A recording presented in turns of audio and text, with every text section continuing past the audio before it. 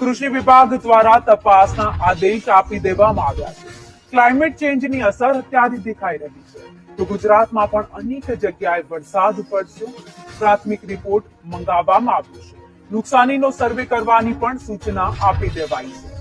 રાજ્ય સરકાર સર્વે બાબતે જાહેરાત આગામી દિવસોમાં કરશે. નસીબે જે પ્રકારે ક્લાઇમેટ ચેન્જ થઈ રહ્યું છે એના કારણે આપણે સૌ જાણીએ છીએ કે દેશની અંદર અને દુનિયાની અંદર આ પ્રકારની અસરો જોવા મળે છે. કેટલીક જગ્યાઓ ઉપર વરસાદ પડ્યો છે, કેટલીક જગ્યાઓ ઉપર પવન પણ થોડો વધારે ફૂંકાણો છે.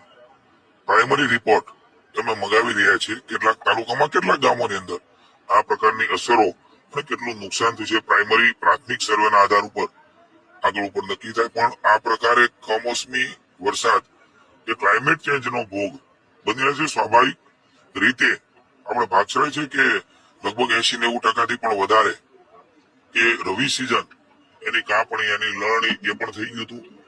હજી પણ કોઈનું નાની મોટી કોઈ તકલીફો હોય તો એ ગામ વાઇઝ, તાલુકા વાઇઝ જાણવાનો પ્રયાસ પ્રાથમિક સર્વે અમે કરી રહ્યા છીએ.